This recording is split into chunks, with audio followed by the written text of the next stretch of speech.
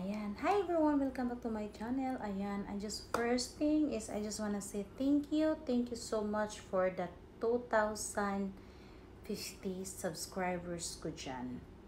2,051 subscribers ko. Thank you so much sa inyo. Thank you so much for the support, and thank you for my team and community. Thank you for the people that always supporting here for me. Is always supporting me. Thank you so much.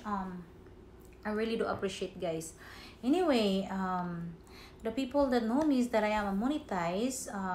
Please don't be shocked that I don't have an ads. I am suspended by YouTube for 30 days. Ayan. Suspendido po ako ni YouTube in 30 days. Kinuha nila yung harang ko. It says it's because by clicking ads. Okay, first, guys, don't click your own ads. Don't play your own videos. It's not advisable. YouTube gonna detect that, like it or not. As soon as possible, YouTube can detect that.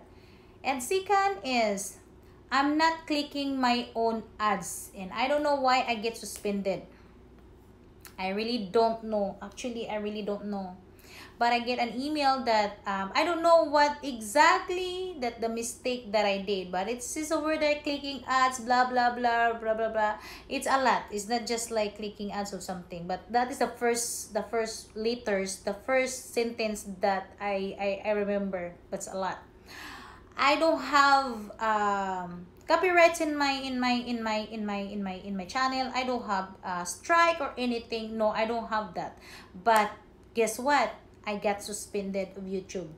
I heard that may mga taong nagki-click ng ads. Kung sino mang nagki-click ng ads, advice ko sa inyo, please stop and listen.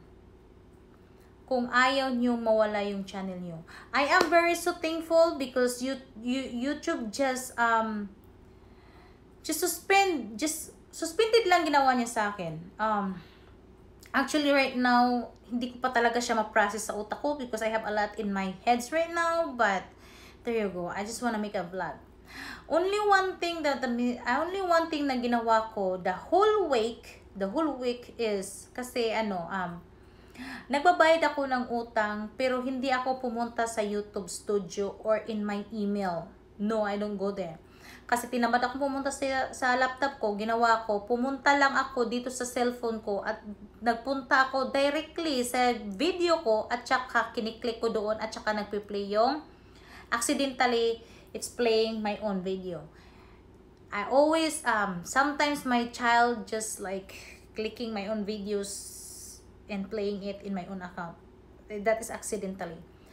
But clicking my own ads, I'm not doing it because I'm not like that, and that's not me. Because first of all is I don't like to watch my own videos. That's the thing. I don't like to watch my own videos, and I don't like to hear myself in my own videos. And I don't know, it's my thing. And I don't have time to clicking ads to sit down the whole time. I am too busy person. And yeah. Suspendido po ako 30 days. 30 days is a lot. 30 days. Just like... But someone that says that the best thing to do is to wait. Kaya sa may experience na ganito, to someone na may experience na ganito, please just enlighten me and just comment below. Tsaka pa-share na din ito. At tsaka sa mga nakiklik ads, kung may nakiklik ads, stop kayo dyan. Don't do it. Don't do it. Tsaka, don't play your own videos. It's not advisable. Suspindi kayo. Mawala yung channel nyo. At tsaka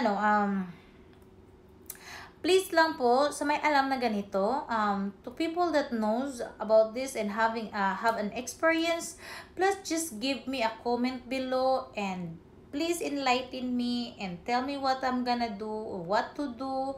It's because for now, I just really don't know what to do. I'm thinking to email AdSense or anything, but I just wanna keep quiet and just waiting for 30 days. So, to people that knows, please give me a comment.